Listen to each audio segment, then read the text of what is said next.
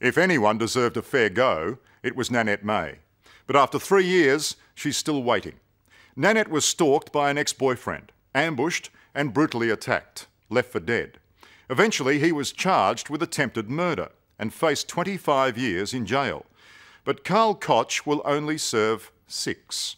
When you hear what he did to Nanette, you'll ask why. How could he get off with such a paltry sentence? Well, you can sum up the answer in 2 words: plea bargain. And Nanette May isn't alone. Across the country, courts are cutting deals with criminals, leaving their victims to wonder what on earth happened to justice.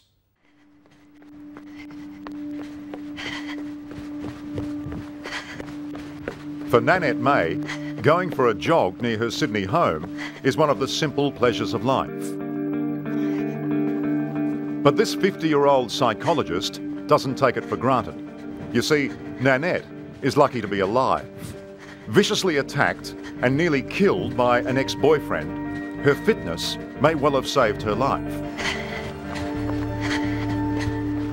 I was probably at a peak fitness for my age, and I believe that in being strangled there was enough oxygen in my body to get me going again. This is Nanette May 3 years ago. Bashed to within an inch of her life by this man, Karl Koch, an obsessive ex-boyfriend. Her right eye was split open and her top lip sliced in half. Her nose was broken and the bruising on her neck is from where Koch strangled her. People say, "How did you feel when you were in the garage that night?" Because when you say to someone, "Oh, I was terrified," or, you know, "It was absolutely horrible," you have to multiply that by 1,000 to get to how I was feeling inside the garage that night. It's beyond screams, it's beyond tears. Are you in any doubt that he was trying to kill you? No. I have no doubt what happened to me. And I have no doubt what happened in the garage, and that it was attempted murder. And that is what police thought too. They charged Koch with attempted murder and spent 2 years building the case against him.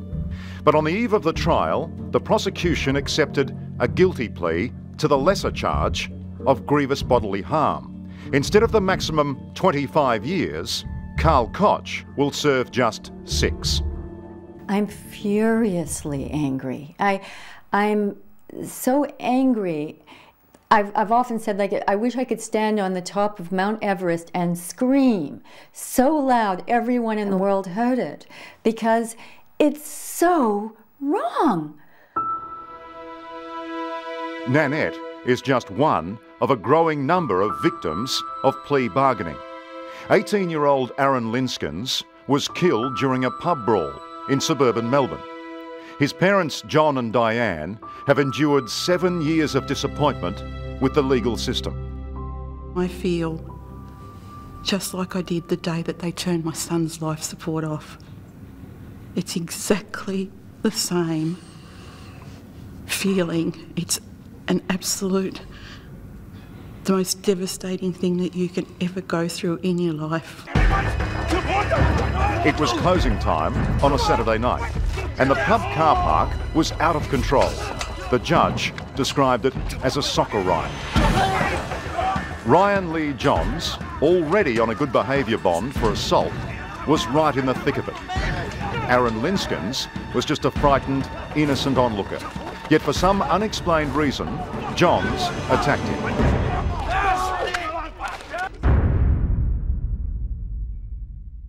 He was a normal human being who deserved a life, and a man took that away from him with one roundhouse kick. Johns was charged with reckless murder, but on the 4th day of the trial, the prosecution suddenly announced it would accept a guilty plea to the lesser charge of manslaughter. We watched the prosecution and the defence lawyers talking to one another up the front, and you know, it's a club that I don't understand anything about, and You felt completely excluded? Yes. The deal led to Ryan Johns being sentenced to just 3.5 years in prison. Look, like every other mother in the world. All I wanted was a fair go for my son, and plea bargaining totally took that away from me. The courts took that away from us. The system took it away. On the face of it, the official reasons for plea bargains sound fair enough. It guarantees a conviction, spares the victims the trauma of going to court, and avoids long, expensive trials. But the reality is they've become a cheap, easy way to justice. And the victims say it's the plea bargains that are cutting them out of the process. In the end, the deal between the offender and the system is not always a true reflection of what really happened. I've got to say, I find these hard to look at. Yeah. I did too when I first looked at them. In Nanette May's case, a jury never got to see the reams of evidence police had gathered against Karl Koch. Do you look back on these photos? Including these horrific photos. And think, gee, I wish a jury had have seen these. Mm-hmm. Yeah, I really do, because it just feels as though no one has really seen very much at all. Nanette met Karl Koch on the internet, and for a short while they enjoyed a happy, normal relationship. But when the affair ended, Koch turned nasty.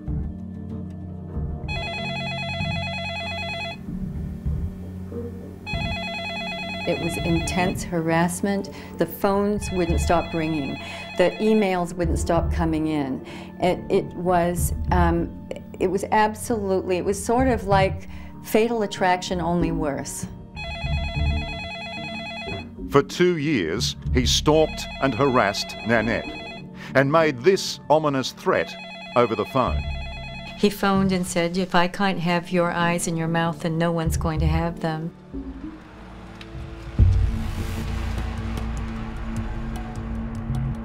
One night after work, Nanette arrived home at around 8:30. Waiting for her was Karl Koch. I knew I was being rushed, but it was like a split second of knowing that I was being rushed, and then the next thing was black. Behind the closed door of her own garage, Koch terrorised Nanette. Pinning her to the ground, he throttled her, only taking his hand off to bash Nanette's face. It curdles my blood to think that he had you behind that door, literally attacking you. I remember holding on so long while I was being strangled, and I couldn't get any air in, I couldn't move. It was actually, as I'm talking about it now, I'm being a bit emotional, it was horrible. But with a guilty plea, the evidence supporting allegations of Koch's obsession and premeditation was reduced dramatically. Also omitted was evidence from 2 doctors that Nanette's cuts were caused by a knife, because it couldn't be proved beyond reasonable doubt.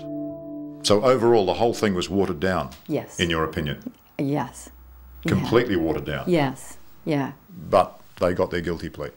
But they got their guilty plea. If you're going to be giving someone some discount for pleading guilty, put all the evidence in there. You know, have the evidence there.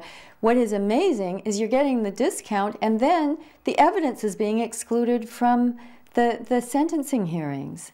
And so it's a total discount. It's almost like being let off.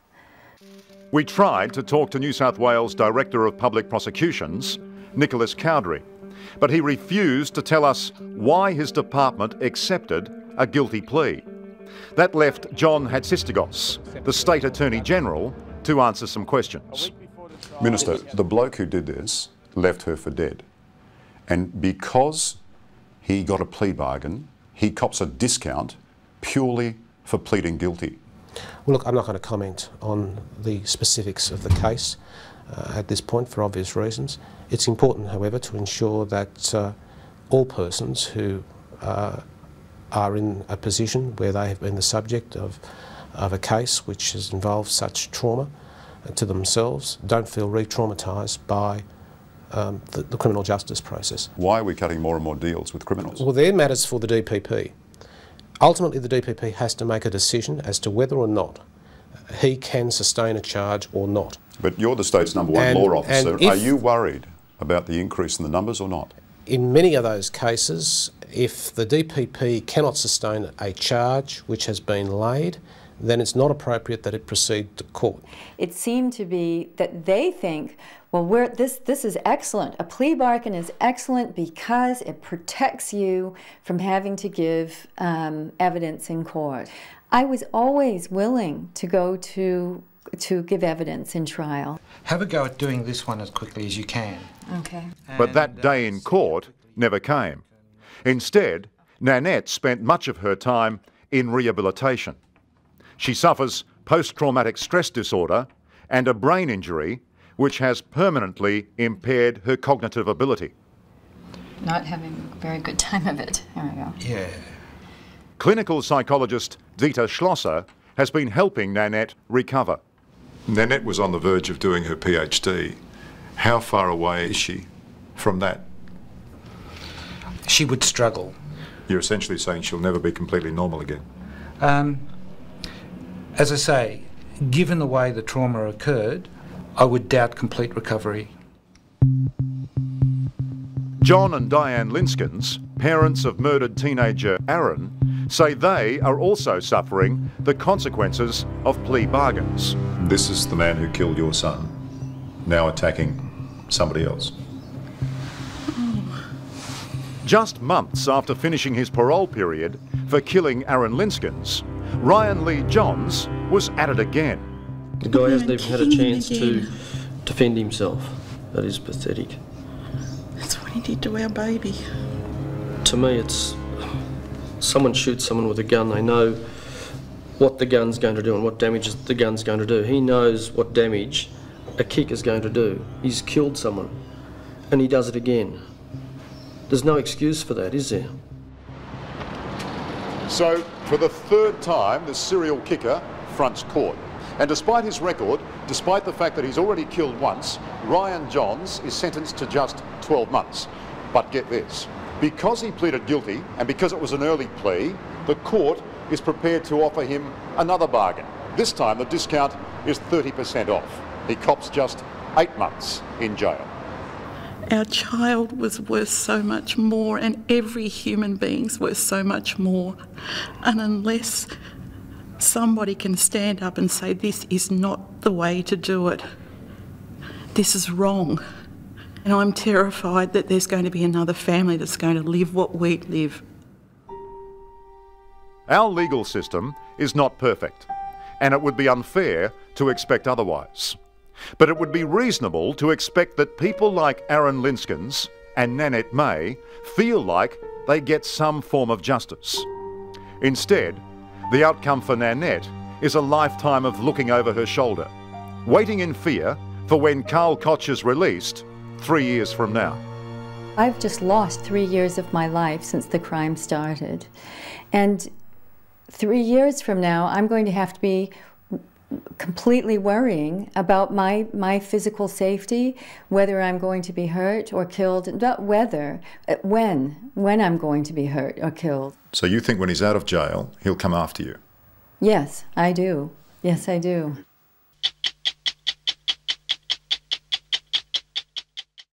Hello, I'm Sarah Abo. Thanks for watching 60 Minutes Australia.